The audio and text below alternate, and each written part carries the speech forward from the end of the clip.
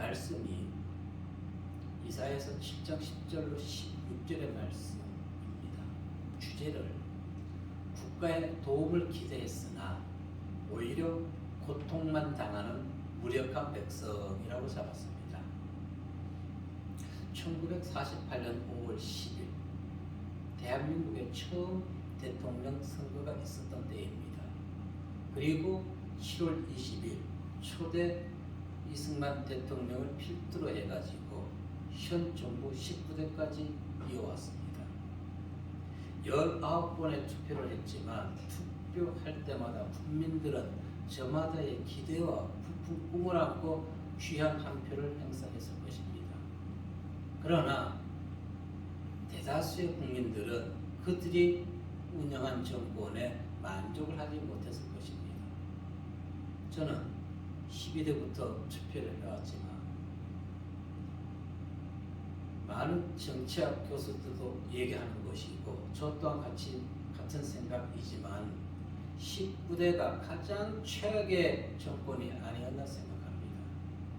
모두가 이구동성으로 얘기하는 것이 업적이 없다는 것입니다. 그렇다고 2022년 3월 9일 20대 선거가 있습니다. 지금 저들의 행동을 보면은 사람이 없습니다. 정말 이 나라 한 날이 암울할 뿐입니다. 위행과 구절이 하나 생각납니다. 거기 누구 없어.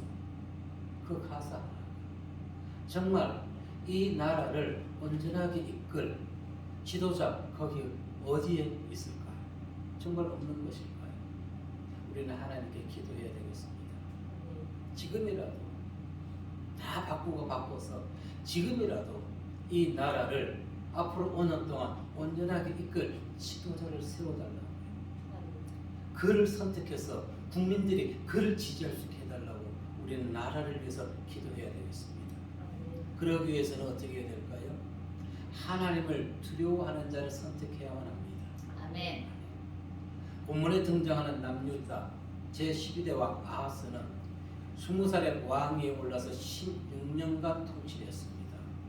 그런데 그는 여호와의 말씀을 무시하고 하나님보다 주변 강대국들을 더 의지했습니다. 뿐만 아니라 배교와 가증한 우상 숭배 등으로 인해서 유다의 나라 백성들이 부패하는데 아주 일조했던 왕인 것입니다. 오늘날 대통령인 것이죠. 특히 그는 하나님께서 이스라엘 백성들 앞에서 쫓아내어버린 우상을 만들고 그들의 풍습을 쫓았습니다. 자기 아들을 제물로 바치는 몰록 몰래 그 우상을 섬겼고 그 제단 앞에 희생을 드렸습니다. 그리고 자기들을 공격해서 유다를 공격해서 승리한 다메섹 신에게 제사를 드렸습니다. 하나님을 믿는 자들이 믿는 아하스가 다메섹이 아람이 자기들과 전쟁에서 이겼기 때문에 그들의 신이 더 높다고 생각했던 것입니다. 이 얼마나 어리석은 왕인 것입니까? 그리고 유다의 각 성읍마다 산당을 세우고 푸른 나무 아래서 분향하였습니다. 오늘 본문에서 우리 읽어보았듯이 선지자 이사야의 말씀을 정면으로 거부합니다. 그 결과 어떻게 됐을까요? 전쟁 하루 동안에 12만 명이 죽고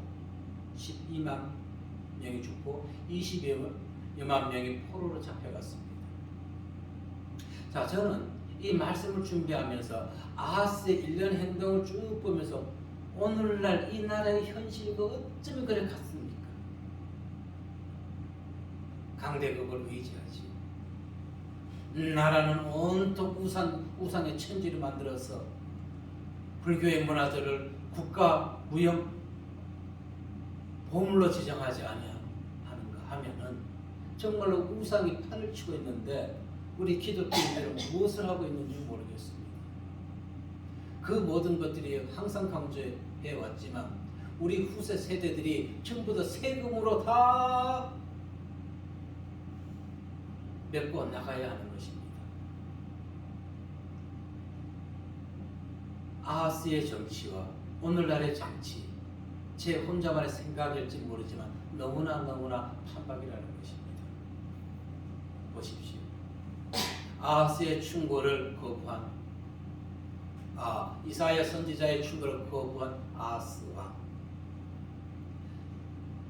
전문가들의 충고를 거부하고 있는 이 현실, 질병을 확산시킨 것이 소상공인일까요?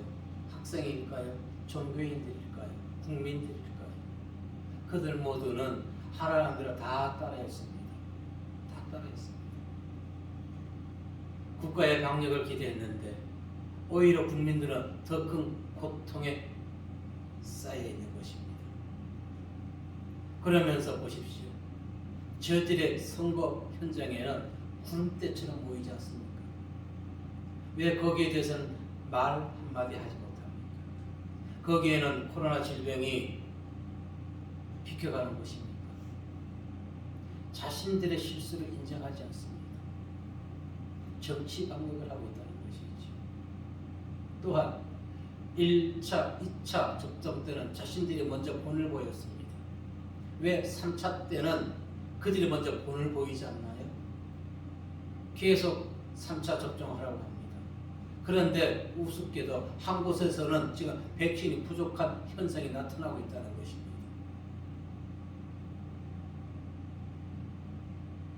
오늘 아하스는 여호와 하나님을 의지하기보다는 아수르 왕에게 지원을 요청하여서 더 큰 재난을 촉구했습니다. 악정과 불신의 결과 그는 죽은 후에도 왕실의 묘실에 들어가지 못했습니다. 역대하 28장 27절 말씀에 보면은 시작. 아하스가 그의 조상들과 함께 누움에 이스라엘 왕들의 묘실에 들이지 아니하고 예루살렘 성에 장사하였더라. 그의 아들 히스기야가 대신하여 왕이 되니라. 본문 10절과 11절 말씀 먼저 읽어보도록 하겠습니다. 시작. 여호와께서 또 아하스에게 말씀하여 이르시되 너는 내 하나님 여호와께 한 징조를 구하되 깊은 데서든지 높은 데서든지 구하라 하시니. 아멘. 한 표적을 구하라고 얘기합니다. 그런데 12절에서 아하스가 이사야 선지자에게 어떻게 얘기합니까? 시작. 아하스가 이르되 나는 구하지 아니하겠나이다. 나는 여호와를 시험하지 아니하겠나이다 한지라. 아멘. 자, 이 얘기만 보면은 아하스가 참 대단한 신앙의 사람인 것처럼 보입니다. 과연 그럴까요? 신명기 6장 16절의 말씀 보도록 합니다. 시작. 너희가 마사에서 시험한 것 같이 너희의 하나님 여호와를 시험하지 말고. 아멘. 아하스는 이 말씀을 오해하고 있는 것입니다. 신명기 이 말씀에서 여호와를 시험지 말라는 것은 39년 전, 즉 이집트 대탈출 첫해 호렙산 근처 르비딤에서 마실 물이 없어가지고 이스라엘 백성들이 모세를 원망하고 하나님을 의심한 사건을 가리키는 것입니다.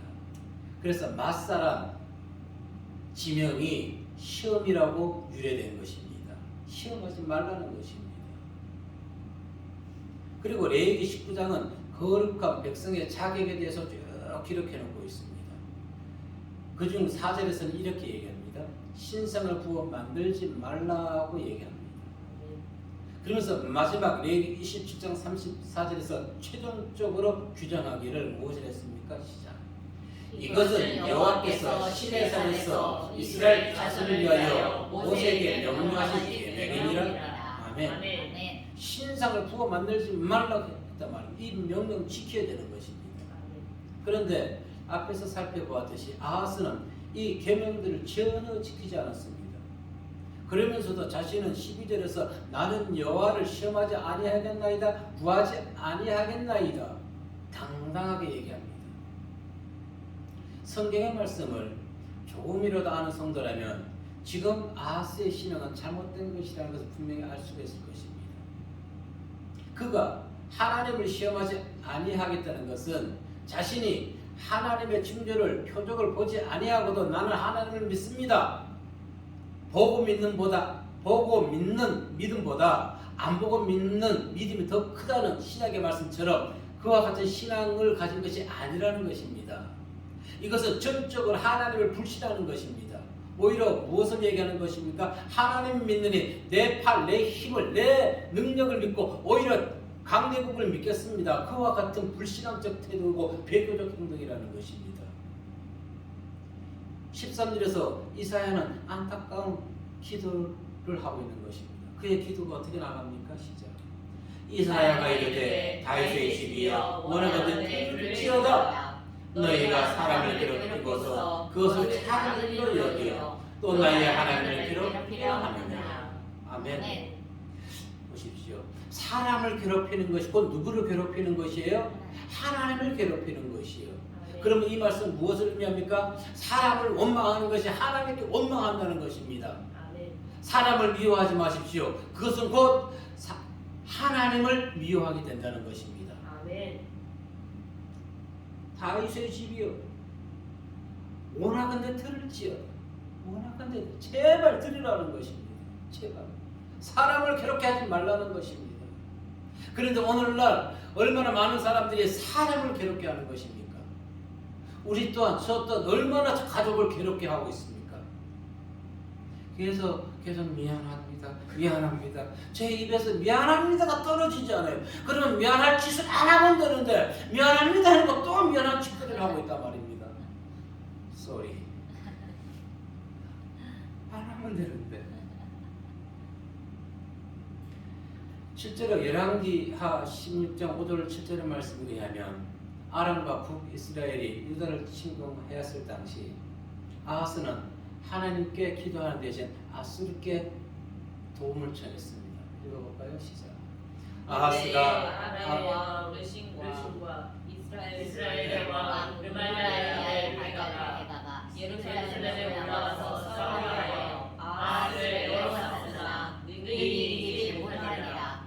당시에 아람의 왕 르신이 엘랏을 회복하여 아람에 불리고 유다 사람을 엘랏에서 쫓아내었고 아람 사람이 엘랏에 이르러 거기에 거주하여 오늘날까지 이르렀더라. 아하스가 아수르 왕 디글랏피레셀에게 사자를 보내어 이르되 나는 왕의 신복이요 왕의 아들이라.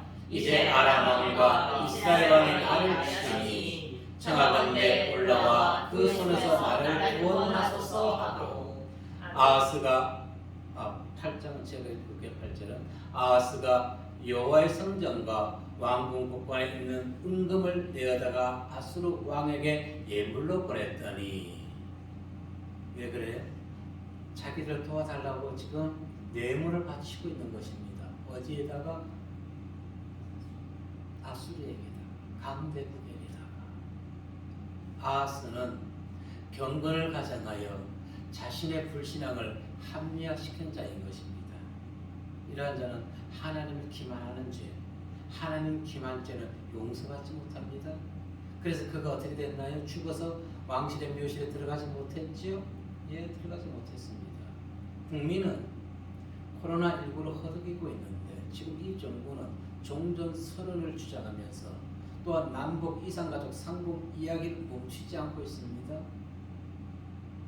지금 이 시기에 이와 같은 이야기가, 이와 같은 계획이 가상치는 한 일입니까?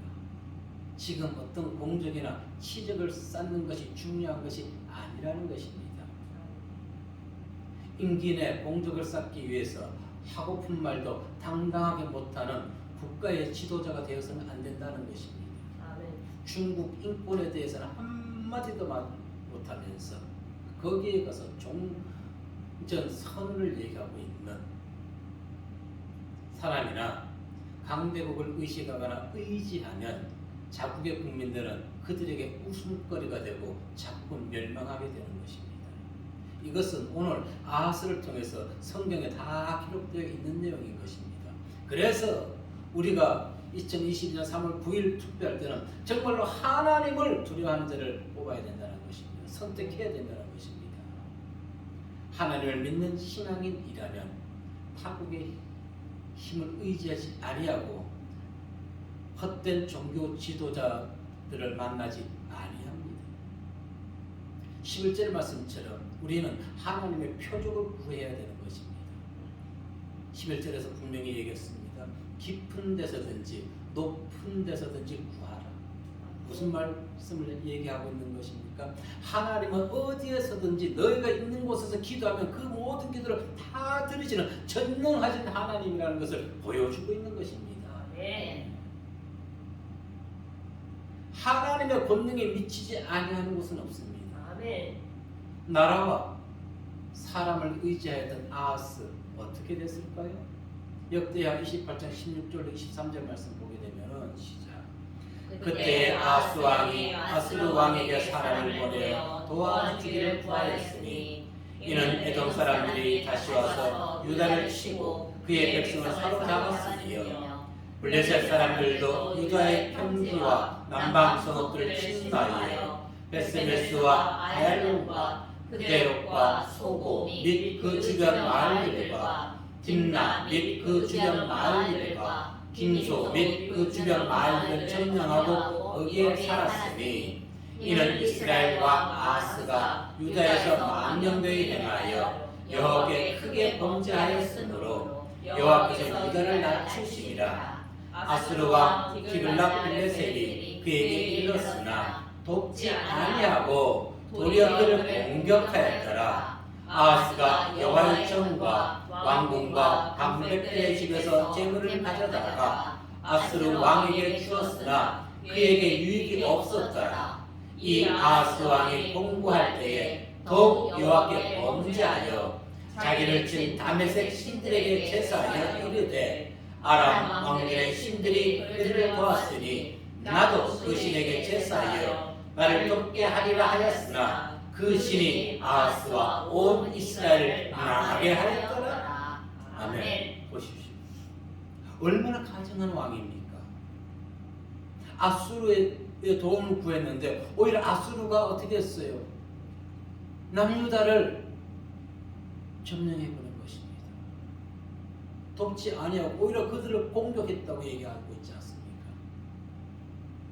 1998년 4월 영국 런던 대학교에서 고 김대중 대통령이 연설했습니다. 거기서 이 단어가 처음 나왔습니다. 햇볕 정책. 그리고 2개월 후에 소 500마리를 가지고 기업인이 방북을 하게 되는 것이죠. 그 이후에 어떤 일이 있었습니까? 금강산을 개발하고 우리가 쌀을 지어놓고 엄청난 대북 지원을 했습니다. 그런데 돌아오는 것은 무엇이었습니까? 최근 들어 남북 연락 사무소 파괴했죠. 그리고 천안함 북침 있었죠. 영평도 포격전 있었죠. 서해 교전 등등 있었죠. 아무 성과가 없었습니다. 자, 1년 햇볕 정책을 제가 지금 아하스 왕하고 지금 비교해 보는 것입니다. 돌아오는 것은 무엇이었습니까? 아수르가 오히려 아하스를 공격했듯이 우리는 햇볕 정책을 했는데 그들은 오히려 이 나라를 침범하고 있는 것입니다. 백성을 우리나라를 괴롭게 하고 있는 것입니다. 그런데도 햇볕 정책으로 인해 가지고 한마디 얘기도 못합니다. 그런데 종종 선언을 발언하고 있습니다. 이제는 햇볕 정책을 넘어가지고 누구를 위한 종전입니까? 누구를 위한? 종전이 된다면은 납북 피해자들 아직도 많이 있습니다. 납북된 피해자들, 그의 가족은 지금보다도 더 소외되고 그들은 잊혀진 귀신들이 되는 것입니다. 그런데도 그 한 나라의 왕이 한 나라의 국민을 이렇게 소중히 여기지 아니한다는 것입니다. 납북 피해자에 대해서 지금 이 나라가 지금 그들에 대해서 무엇을 얘기하고 있습니까? 한마디 얘기 안 합니다. 소외되고 있어요. 현재. 그런데 종전에 되면 그들은 죽은 귀신이 된다는 것이. 그들이 지금 그렇게 피켓 들고 시위를 하고 있는 것입니다. 그런데 국민들이 그걸 몰라요. 왜? 왜 반영을 안 시키니까 뉴스에서 누가 이것을 알고 있는 것입니까? 그런데 납북 피해자들의 생선을 확인하지 않으면서 종전을 선언합니다. 공적 쌓는 정치가 아닌 정말로 국민을 위한 정치가 무엇인지를 알아야 되는 것입니다. 그런데 일부 대형교회 목사들이 여기 햇볕 정책에 동참하고 있는 것입니다. 성도들이 하나님께 드린 귀한 혈세 헌금을 목사의 인연과 사상에 의해서 마구마구 지출되고 있는 것입니다. 통 큰 대북 지원 사업 교회가 감당해야 한다고 새치혈을 놀리고 있는 것이 목사들인 것입니다. 통 큰 대북 지원. 소광선 목사가 한 얘기인 것입니다. 세상은 출생 지역, 즉 용고지에 대해 매우 민감합니다. 그러나 목사는 지역적 감정을 버려야만 되는 것입니다. 목사와 성도의 출생지가 어디일까요? 우리의 출생지는 전라도, 강원도, 서울, 경기도가 아닙니다. 성도의 출생지는 하늘나라인 것입니다. 즉 우리의 출생지는 하늘 시민권을 우리는 가지고 있는 것입니다. 그러면 어떤 상황에서든지 무엇을 우리는 근거하고 무엇을 채택할 때 하나님의 생각으로 그것을 바라봐야 된다는 것입니다. 지역적 감정으로 바라보는 것이 아니라. 그리고 우리는 하늘 하나님께 우리는 기도해야 되는 것입니다. 부르짖어야 되는 것입니다. 오늘 아하송은 부르짖지 않았지요. 예레미야 33장 3절에서 뭐라 말씀하고 있습니까? 시작.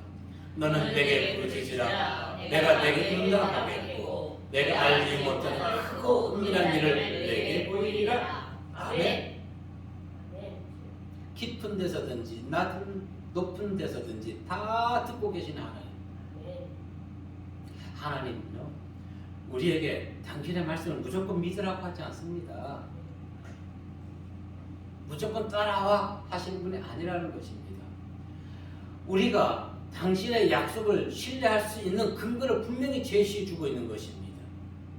모세를 이집트 탈출의 지도자로 세울 때 지팡이가 뱀이 되게만 했고 손에 품을 넣었더니 문둥병이 생기게 했던 것입니다. 그리고 기드온을 군사 지도자로 세울 때에도 어떻게 했습니까? 기드온이 하나님께 여쭙니다. 너 하지 말라고. 내가 이번만 말합니다. 구하옵나니 내가 이번만 양털로 시험하게 하옵소서. 양털만 마르고 주변을 적게 해달라고 했지요. 그렇게 됐지요. 그 이전에는 어떤 일이 있었습니까? 주변은 마르고 양털만 적게 해주십시오. 그대로 다 이루어졌습니다. 이렇게 하나님은 무조건 당신을 믿으라고 하는 것이 아니라 분명히 보여주고 당신을 따르고 당신의 말씀에 순종하라고 얘기하는 것입니다. 아멘. 성경은 모든 성도에게 약속을 신뢰할 수 있는 것을 제공해 주고 있는 것입니다. 하나님의 약속 받으셨습니까? 보고 있지 않습니까? 그 약속들이 어디에 있습니까? 성경이 바로 그 약속인 것입니다. 성경의 내용들이, 성경의 인물들이 바로 우리듯이 성경의 역사가 이 나라의 역사듯이 성경에 이미 그 약속들을 제공해 주고 있는 것입니다. 그래서 하나님의 약속에 대해서는 조금 더 의심하지 마시길 바랍니다. 단 하나 지켜야 할 조건이 있는 것입니다. 하나님의 역사하심을 이성이나 경험으로 제한해서는 안 된다는 것입니다.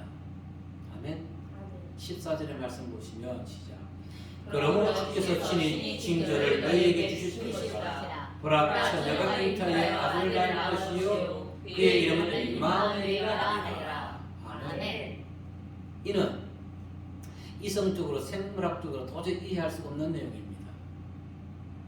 처녀가 잉태하여 아들을 낳는다는 것은 이성적으로 생물학적으로 가상치도 않는 것이죠. 그래서 사람들이 이 말씀을 믿지 못합니다. 많은 사람들이 예수 믿으면서. 한 가지 예로 세계적으로 이름난 한국의 대형교회 어느 목사님이 계셨습니다.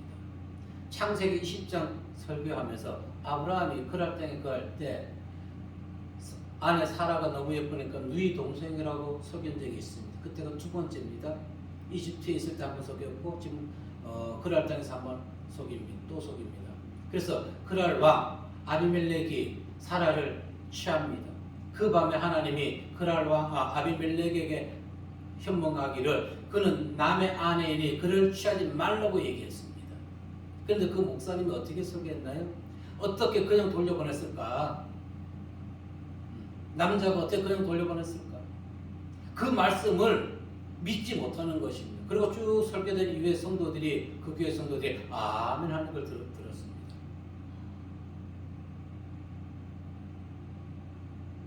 목사의 이성과 감성적으로 자기의 경험으로 성경을 해석했던 것입니다. 하나님의 말씀을 믿지 못했던 것입니다. 그런데 그들 성도들도 거기에다가 하하 웃으면서 아멘. 그분은 하늘나라 가셨는지 어디 가셨는지 이미 소천했습니다. 왜 그랬을까요? 성도들이 하나님의 말씀보다 이성적으로 목사의 말씀을 믿었기 때문에 그렇습니다. 목사의 설교를 믿었던 것입니다. 그들을 판단하고자 하는 것은 아닙니다. 무엇을 얘기하고자 하는 것입니까? 우리의 이성과 경험은 때로는 이와 같이 하나님의 표적을 의심하게 만든다는 것입니다. 그래서 내 이성 내려놔야 되는 것입니다. 아멘. 자기 중심적인 것. 저희 가족이 얘기합니다. 제가 자기 중심적으로 너무너무 강하다고 얘기합니다. 예, 인정합니다. 그런데 그거 내려놓기 참 힘들어요. 저는 문제투석이에요, 집안에서. 세 사람은 괜찮은데 저만 변하면 되는데 왜 그렇게 안 변하나? 하나님, 제발 좀 변하게 좀 해주십시오. 가정의 평화를 위해서, 행복을 위해서. 네. 하나님, 전능하신 분입니다. 보세요. 처녀가 잉태하여 아들을 낳을 것이라 믿지 못하죠. 그러면서 우리는 이거는 믿어요. 흙으로 남자를 만들고 남자의 갈빗대로 여자를 만들었다는 것은 믿습니다. 참 이율배반적인 것이 아닌가요? 우리가 하나님이 흙으로 우리를 창조했대요. 아멘. 처녀가 잉태하여 아들 낳을 것이래요. 그렇게 어떻게 가능해? 바로 이성이 대립하는 것입니다. 경험이 대립하는 것입니다. 흙으로 사람을 만든 것하고 처녀가 아이를 낳던 것하고 확률적으로 어느 것이 더 믿을 수 있나요? 처녀가 사람이 사람을 낳는 것이 가능한 것이지요. 어떻게 흙이 사람이 되는 것입니까? 그래서 성경의 말씀을 하나님의 표적을 우리 이성으로 제한할 때가 많다는 것입니다. 그래서 어느 대형교회 목사님 예를 들었지만 바로 그들은 그 목사님과 성도들은 이성적으로 생각했던 것입니다. 어떻게 아비멜렉 왕이 그냥 돌려보냈을까?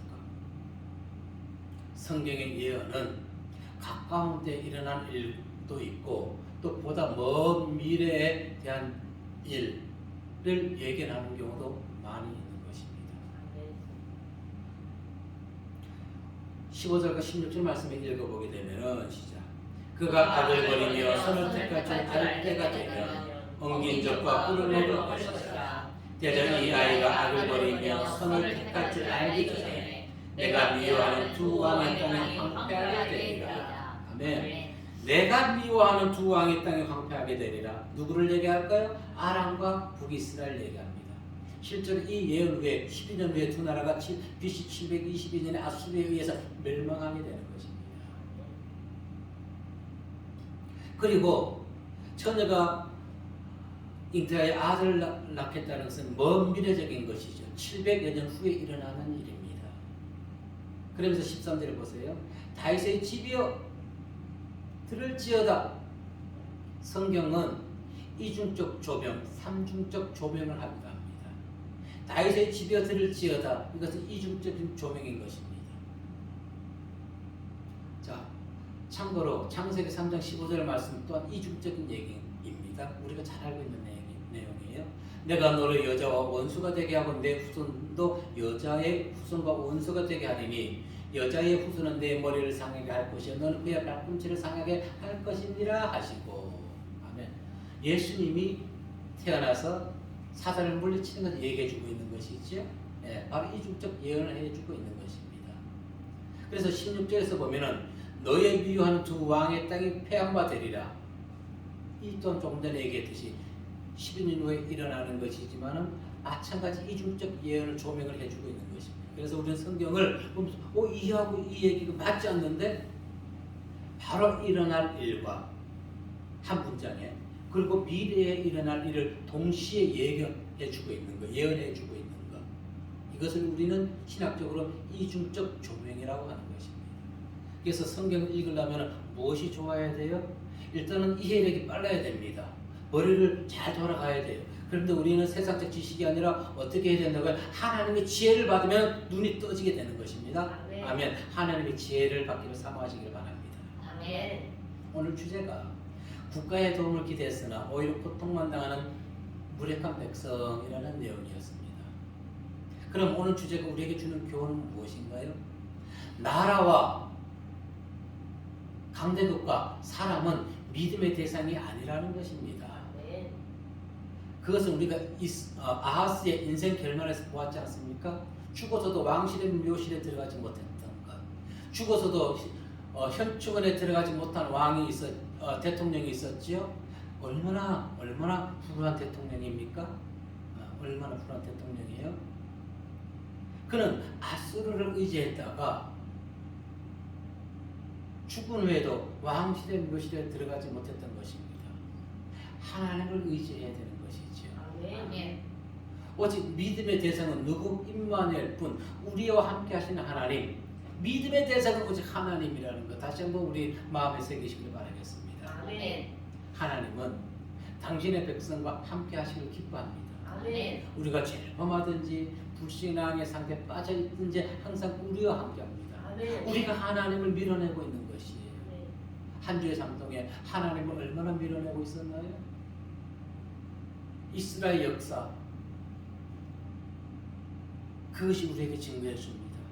창세기 35장 3절 말씀처럼 우리는 베델에 올라가야 되는 것입니다. 시작. 우리가 일어나 베델로 올라가자. 내 환난 날에 내게 응답하시며 내가 가는 길에서 나와 함께 하신 하나님께 내가 거기서 제단을 쌓으려 하노라. 아멘. 아멘. 징계받을 때 소망 있나요?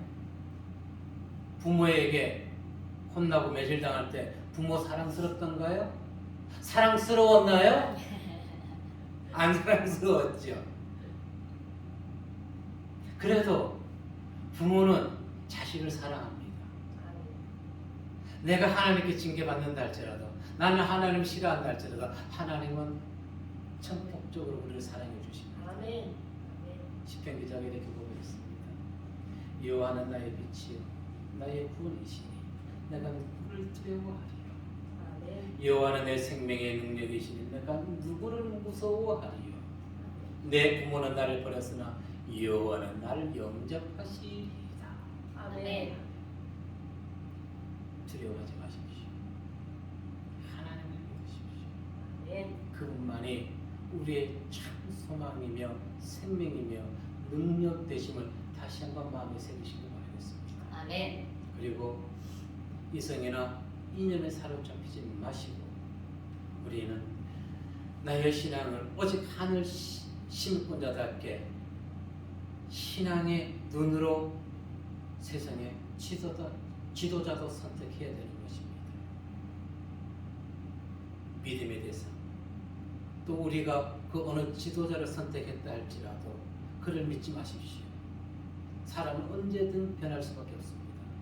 하나님께 기도하십시오. 하나님, 우리가 뽑은 자가 저 마음이 변하지 않게 해달라고. 나라를 위해서 기도하는 죄를 우리는 멈추어서는 안 되는 것입니다. 끝까지 기도하십시오. 그것이 성도의 권리이자 의무인 것입니다. 아멘. 성도의 권리이자 의무인 하나님께 구하는 성도님 모두가 되시기를 주의 이름으로 축복합니다. 아멘. 기도하겠습니다.